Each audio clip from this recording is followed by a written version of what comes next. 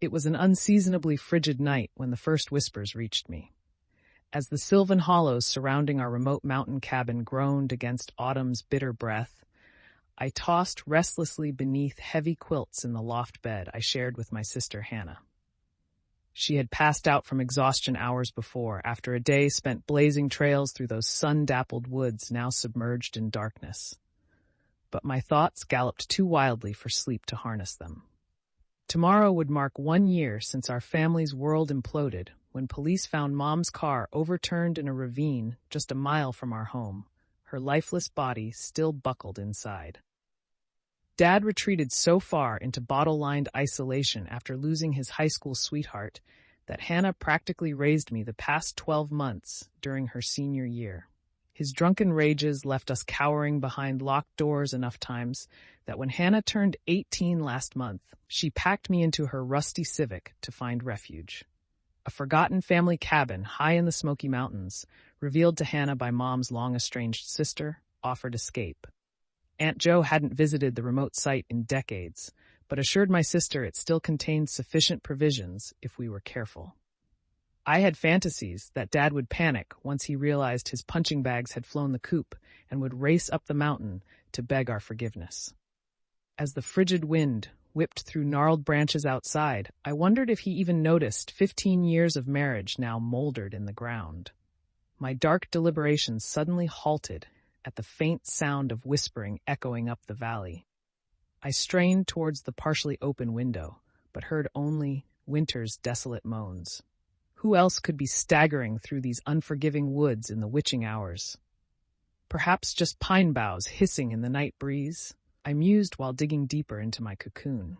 I awoke hours later to Hannah gently shaking my shoulder, her smiling face backlit by dawn's rosy fingers, proclaiming we had survived our first mountain night in the neglected cabin.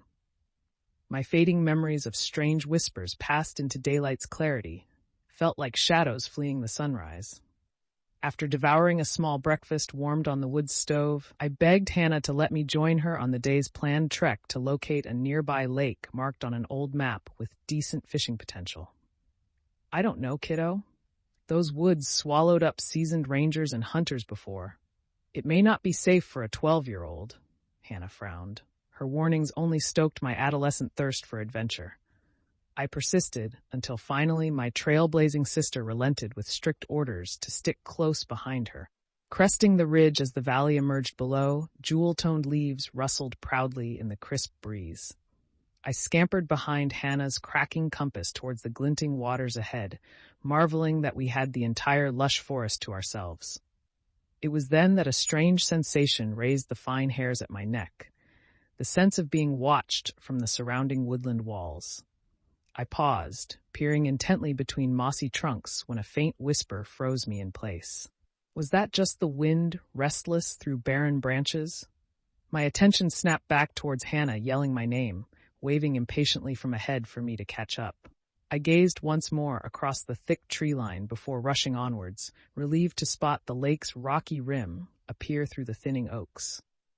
Collapsing in laughter onto plaid blankets after devouring the lake trout, Hannah managed to spear.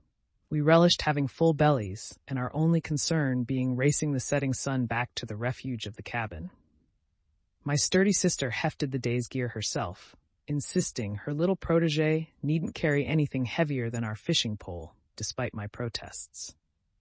Winding down the ridge lined with scorched spruces, those disquieting whispers drifted again from the dark hollows flanking our descent. I pressed behind Hannah, quickening our pace as the swollen forest shadows heralded the huntress moon's ascent. Safely crossing the threshold into the fat, weathered cabin flooded me with relief, despite the unpleasant task ahead of cleaning our pungent prey. The following days passed swiftly into a simple routine. Mornings spent gathering firewood or hunting, afternoons rereading Mom's tattered paperbacks that filled the small nightstand by my bed in between chores, evenings sharing stories and card games next to the crackling stove, collapsing into welcome slumber once the last ember faded. Each night, though, just as I teetered at the precipice of dreams, those strange whispered words unfurled from the pitch-black forest, too garbled to decipher. Their BC yearning cadence called me to venture back between the narrow pines towards unknown perils. But every morning, light washed the bizarre impressions away, leaving me questioning if it was just nocturnal illusions. So I suppressed my misgivings when Hannah proposed a marshy site near the rushing river as the coming week's camp destination, now that we had the essentials mastered closer by. She unfolded the crinkled map with childlike enthusiasm, pointing out meadows reportedly graced with wildflowers worthy of landscapes from my favorite fairy tale book left by Aunt Jo. Perhaps a change of scenery further from the darkened forest would quiet my midnight unease. Plus, resisting my sister's hopeful gaze was as likely as stopping the river currents ahead from carving through stone.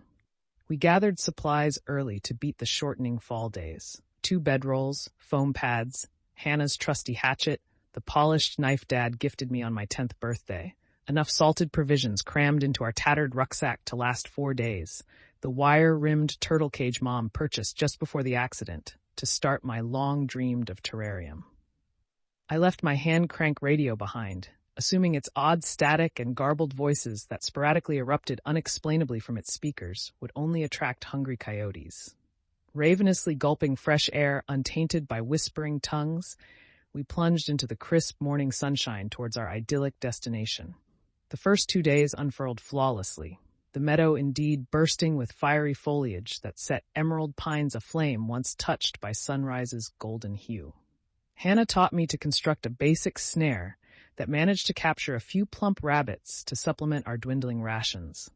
My mason jar happily gathered meadow anemones, goldenrod sprigs, and autumn crocus bulbs to transplant back at the cabin. We passed afternoons lazing atop vibrantly woven picnic blankets, reading until hunger or cold chased us back towards the crackling campfire. Our third midnight, though, those strange whispers that had mercifully escaped us the prior evenings returned with vengeance. Their mesmeric words almost hypnotic in their primordial rhythm, too low to decipher, yet charged with cryptic urgency. Hannah's sleeping bag adjacent lay still as if she were comatose to their warnings. I gazed up at the stars, spilling across an endless canvas of black to ground me before stuffing my frozen ears with torn flannel strips, praying for the phantom voices to cease invasion. My efforts succeeded initially, but suddenly what felt like sharp fingernails scraped across the tender flesh of my wrist.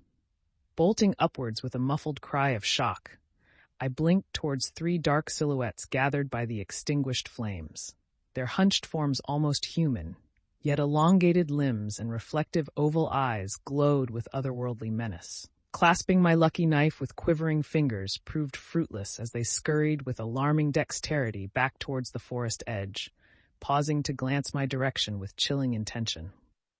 I shook my sister desperately, trying to explain what had awakened me. Groggy and disoriented, Hannah shrugged it off as a lingering nightmare not worth abandoning our idyllic site over, and pulled her wool cap back over eyes, craving just a few hours more rest before sunrise. But my gut twisted violently from those phantom visitors heralding unnatural forces wandering these woods with mysterious motivation. What little sleep found me afterwards quickly fled from shrill avian screams slicing through gossamer fog, draping the meadow like tattered burial shrouds. Hannah raced towards the source with hatchet wielding as I trailed swiftly behind. Breaking through the gauzy mists, we slowed to discover the bloodied carcasses and tawny feathers of 3 golden finches scattered around our ravaged campsite. Bloody tracks led back towards the forest's penetrating darkness. Hannah assessed they belonged to an emaciated coyote, desperate as winter loomed.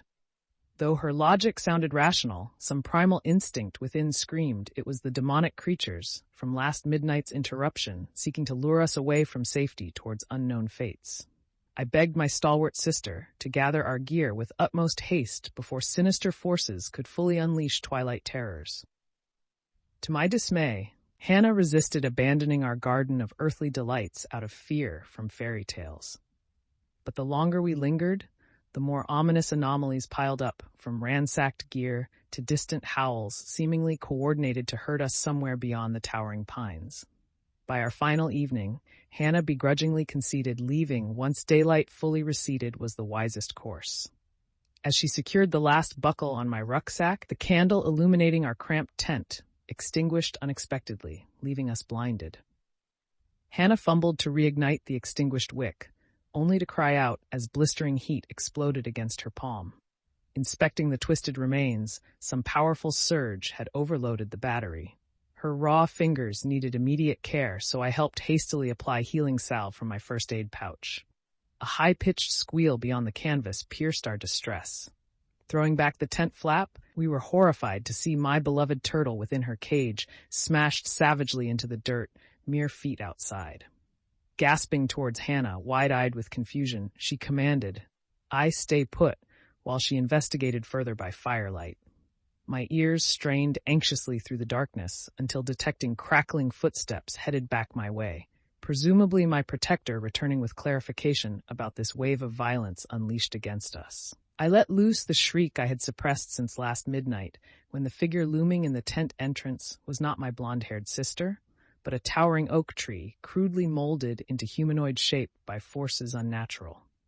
Behind the creature, more lumbering tree beasts emerged, wielding hatchets and blades towards our vulnerable shelter. I scrambled wildly away from grasping gnarled vines bursting through torn canvas, wielding my irrelevant knife like a talisman prayer. My mind pled desperately to the eternal forest spirit swirling unseen. Please return my sister. Please wake me from this tortuous nightmare. Sobs barely escaped my burning lungs as I raced along the riverbank, its waters transformed ink black, reflecting the obsidian night sky in a disorienting illusion of dark infinitude. No sign of moon or stars existed to guide my path, only the faint greenish glow oozing between warped trunks. I pushed ahead through razor thorns tearing skin and clothes, praying sanctuary lay somewhere beyond the forest's penetrating darkness. The twisting wood eventually opened into a small clearing, faintly lit by globed mushrooms dangling from gnarled cypress. Circled around a flaming pyre were more distorted tree beasts, swaying rhythmically as if in ceremonial ritual. My heart imploded, spotting Hannah, unresponsive, bound to a large oak, blood streaming from her forehead. I whimpered her name softly at first, then louder, trying to stir any sign of life without alerting the monsters. Rustling beside me snapped my neck towards a hunched crone with shock-white hair, black eyes shining with preternatural warning, peering up towards my concealed perch intently. Raising one crooked finger to thin, pale lips, she shook her head slowly. I followed the crone's pointed glance towards an elaborately dressed creature, seated on an elevated throne formed from woven vines and skeleton parts. His slender face was concealed by stag's skull crowned with enormous antlers etched with strange symbols. In his narrow hands, the horned king rotated a scrying crystal that shifted colors as if displaying scenes to him alone. Around his neck hung a polished oval locket, which he rubbed affectionately. The crone leaned in with hot breath, reeking strangely of honey. In hushed tones, no louder than owl feathers cutting the night air, she revealed the demonic forces ruling this forest by fear and dark enchantments. The vain horned king became obsessed with capturing eternal youth and beauty for his immortal queen after she perished centuries before. Now their restless spirits inhabit ancient trees, warping them over seasons into abominations that serve the ghost's wicked aims. On the full hunter's moon, the trees take fresh sacrifice, trying to reconstruct physical forms for their phantom masters to re-inhabit. But the spirits decay any stolen bodies rapidly, she warned gravely. Your sister's fate will become theirs again if the trees complete the ritual pyre lighting. My heart shattered, realizing why Hannah was special quarry. Her golden beauty, still blooming, resembled the horned queen in the locket. I pled desperately for the crone's help, saving Hannah from ghoulish possession. She nodded, her eyes softening slightly with empathy after so many cold seasons witnessing such loss. Handing me a small iron torch she secretly kept for her own protection, the crone instructed that only elemental flame could damage the demon's false forms once the ritual reached its zenith. She would distract the swaying crowd with her wild pipe melodies, while I had a small window to set the kindling ablaze and then pull my sister from the inferno towards safety. You must not falter, though, she cautioned. The forest spirit's wills bend only for the most courageous souls. Prayers tumbled through cracked lips, seeing the crone shuffle slowly towards the hellish gathering with her bone flute raised. Haunting notes echoed both discordant and majestic. As the tree beasts slowed their twisted stomping, I slunk silently towards my captive sister, while the horned king rose snarling for the disruption. Dousing the brush and bone wall behind Hannah with lantern oil, I ignited her bonds and the structure with trembling hands. Shrieking steam exploded as the false monarch staggered back from the quickly spreading flames. I scrambled up the blazing barricade to slice Hannah's seared ropes before they burned through skin. Pulling her limp body downwards, we crashed in a smoldering heap on the damp soil. Groggily coming to, Hannah clung tightly to me as we limped desperately away from calamity unfolding behind. The ghostly howls of thwarted spirits pierced the darkness as their wooden soldiers ignited into bonfires collapsing loudly. We staggered for hours, it seemed, my sister's garbled recollection of root-like hands dragging her towards the trees, glowing eyes, the only explanation of how the forest forces managed our capture. As dawn's glow finally crested the jagged peaks ahead through my delirium, relief halted my adrenaline-fueled steps long enough to glimpse familiar surroundings. Just ahead lay the gravel turnoff for our refuge cabin, last night's full lunar face signaling the end of the Horned King's dominion with daylight's arrival. We limped gratefully across the weathered porch as I peered back once more towards the dark hollows now mercifully still and silent. Somewhere in its primordial depths, though, I knew the crone still wandered guarding her secrets, and that the wicked wood's whispers would crescendo again when darkness next crept over the forest's spires, heralding the full wild hunt. Hannah pulled me swiftly inside towards warmth and safety until their midnight call came once more.